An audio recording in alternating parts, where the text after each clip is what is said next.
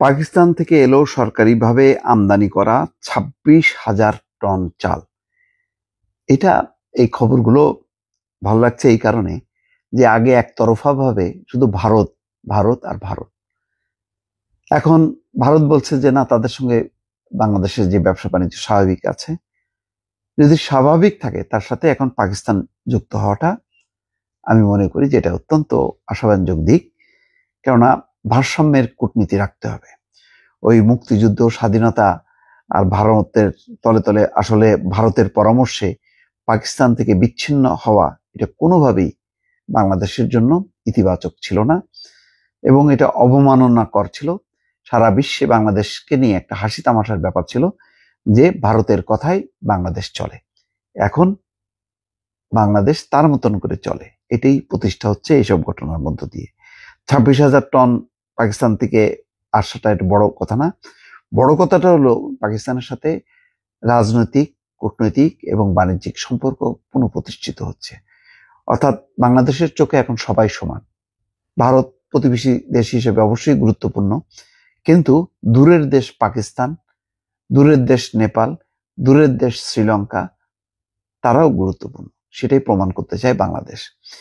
পাকিস্তান থেকে সরকারি উদ্যোগে আমদানি করা চালের প্রথম চালান নিয়ে চট্টগ্রাম বন্দরে ভিড়েছে পাকিস্তানের পতাকাবাহী একটি জাহাজ।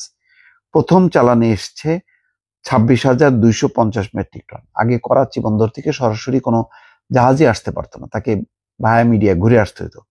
এখন সরাসরি করাচি থেকে জাহাজ আসবে চট্টগ্রাম বন্দরে, চট্টগ্রাম বন্দর থেকে যায় করাচিতে। বুধবার দুপুর ২টার দিকে বন্দরের কন্টেনার টার্মিনালে নোঙর করে MV-CB নামের জাহাজটি। সবকিছু ঠিকঠাক থাকলে আজ রাতেই চাল খালাস শুরু হবে বলে জানালেন খাদ্য বিভাগের চলাচল ও সংরক্ষণ নিয়ন্ত্রক অধিদপ্তরের কর্মকর্তারা। তারা বলেছে, স্বাধীনতার পর এই প্রথম বাংলাদেশ পাকিস্তান সরকারি ব্যবস্থাপনায় সরাসরি বাণিজ্য চালু হলো। সরাসরি এই প্রথম, এটা একটা মাইল ফলক। দুই দেশের মধ্যে সরকারি পর্যায়ে অর্থাৎ G2G সই করা চুক্তির আওতায় কেনা চালের প্রথম চালান এসছে। খাদ্য বিভাগের চলাচল ও সংরক্ষণ নিয়ন্ত্রকের দপ্তর জানিয়েছে, পাকিস্তান থেকে ৫০,০০০ মেট্রিক টন আতপ চাল আমদানি নিয়ে গত ১৪ জানুয়ারি ঢাকায় সরকারি পর্যায়ে একটি সমঝোতা স্মারক সই হয়। খাদ্য অধিদপ্তর এবং ট্রেডিং কর্পোরেশন অব পাকিস্তানের মধ্যে সমঝোতা স্মারক স্বাক্ষরিত হয়।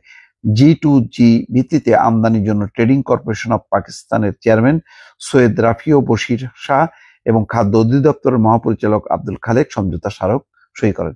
যাক, এটার মধ্য দিয়ে আমি বললাম তো যে একেবারে বাংলাদেশের কে যে চালে চালে সয়লাভ করে দেবে তেমনটা না। পাকিস্তানও সংকটে আছে, কিন্তু পাকিস্তানের সাথে রাজনৈতিক কারণে বাণিজ্য করা যাবে না। ভারতের কথা শুনে পাকিস্তান থেকে বিচ্ছিন্ন থাকতে হবে। এইটা একটা আইস ব্রেকিং ঘটনা ঘটলো এইসব চুক্তির মধ্য দিয়ে, এবং সরাসরি যখন নাকি দুই দেশের মধ্যে জাহাজ চলাচল শুরু হলো। দর্শক ভালো থাকবেন, আল্লাহ হাফেজ।